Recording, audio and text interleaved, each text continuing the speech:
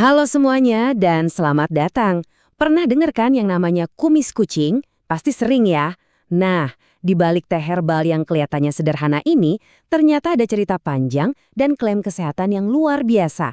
Hari ini, kita bakal kupas tuntas semuanya, dari resep kuno nenek moyang sampai apa kata sains modern. Kita mulai dari sesuatu yang jujur aja mungkin agak bikin kaget ya. Ini kutipan langsung dari seorang dokter. Tujuannya bukan buat menakut-nakutin, tapi jadi pengingat bahwa organ-organ penting kita itu seringkali nggak teriak waktu mereka lagi ada masalah. Mereka cuma bisa berbisik. Dan disitulah letak tantangannya. Ginjal itu salah satu organ yang paling pendiam. Seringnya, kita baru ngerasa ada yang nggak beres waktu kerusakannya udah lumayan parah.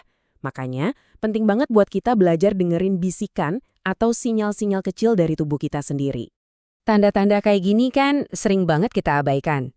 Urin berbusa, mungkin cuma kurang minum. Kaki bengkak, mungkin karena kecapean. Padahal kalau gejala-gejala ini muncul berulang kali, bisa jadi itu cara ginjal kita bilang, tolong perhatikan aku.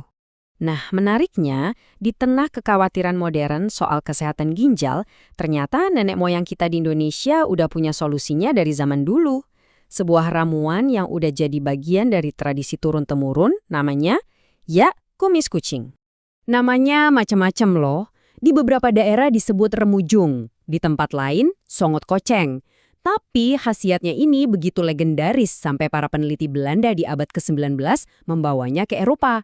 Dan di sana ramuan ini masuk ke buku farmasi resmi mereka dengan nama keren, Jawati atau Teh Jawa. Oke, sekarang pertanyaannya, gimana sih cara kerjanya? Kok bisa tanaman ini begitu berkhasiat? Apa sebetulnya rahasia di balik daun kumis kucing ini? Yuk kita bedah bareng-bareng. Kekuatan utamanya yang paling terkenal itu adalah sebagai diuretik. Gampangnya gini, dia itu membantu kita jadi lebih sering dan lebih lancar buang air kecil. Anggap aja kayak lagi nge-flash atau membilas seluruh saluran kemih kita, jadi racun, garam berlebih, dan kotoran lainnya bisa ikut kebuang. Tapi tunggu dulu. Kemampuannya nggak cuma itu. Kumis kucing ini punya dua jurus andalan lain. Pertama, dia anti-inflamasi, yang artinya bisa bantu meredakan peradangan di tubuh kayak nyeri sendi karena asam urat. Kedua, dia itu antioksidan, yang tugasnya jadi semacam bodyguard buat melindungi sel-sel ginjal kita dari kerusakan. Semua kekuatan super tadi itu datang dari pasukan senyawa kimia alami yang ada di dalamnya. Ada flavonoid si jagoan antioksidan, ada kalium yang bikin efek diuretiknya makin mantap, sampai ada ortosifonin yang secara spesifik kerja buat mencegah kristal asam urat jadi batu ginjal. Keren banget kan? Oke, kita udah tahu cara kerjanya. Sekarang gimana cara ngolahnya secara tradisional? Dan yang paling penting nih, klaim-klaim tadi itu gimana kalau kita adu sama bukti ilmiah? Nah, mari kita lihat realitanya. Nah, ini dia salah satu resep yang paling umum khusus buat bantu jaga kesehatan ginjal. Gampang banget kan? Cuma direbus aja. Tapi ada satu catatan penting yang sering disebut-sebut.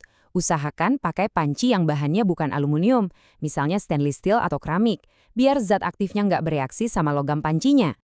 Kalau untuk urusan tekanan darah tinggi, kumis kucing seringnya nggak sendirian. Dia sering dipasangkan sama herbal lain, contohnya sambiloto. Ini nunjukin betapa kayaknya pengetahuan leluhur kita, mereka tahu cara menggabungkan tanaman biar efeknya makin kuat dan sinergis. Nah, ini nih bagian yang paling krusial. Mana yang fakta, mana yang masih jadi perdebatan. Oke, untuk asam urat dan tekanan darah, buktinya udah cukup kuat dan banyak diterima. Jadi bisa kita anggap fakta. Tapi untuk batu ginjal dan gula darah, ceritanya sedikit lebih kompleks. Di penelitian hewan, hasilnya menjanjikan banget. Tapi karena uji coba ke manusia dalam skala besar itu masih terbatas, sebagian kalangan ilmiah masih melabelinya mitos sampai ada bukti lebih lanjut. Jadi, apa kesimpulannya? Gini, meskipun kumis kucing ini punya segudang manfaat, dia bukanlah ramuan ajaib yang bisa diminum semua orang, kapan aja dan sebanyak apa aja. Kuncinya adalah kebijaksanaan, harus digunakan dengan hati-hati. Ini tolong dicatat baik-baik ya, kalau kamu termasuk salah satu dari kategori ini, terutama kalau lagi minum obat dari dokter atau punya kondisi ginjal yang udah serius, wajib hukumnya untuk ngobrol dulu sama dokter sebelum coba-coba. Interaksi obat itu bukan hal sepele. Dan ingat selalu ya, kata alami itu bukan berarti bebas resiko. Kalau dikonsumsi berlebihan bukannya jadi sehat, malah bisa memicu masalah baru. Mulai dari dehidrasi, tekanan darah yang anjlok, sampai reaksi alergi. Jadi, dosis yang tepat itu adalah segalanya. Pada akhirnya, kisah kumis kucing ini jadi contoh yang sempurna tentang gimana kearifan lokal bisa bertemu dengan pembuktian ilmiah.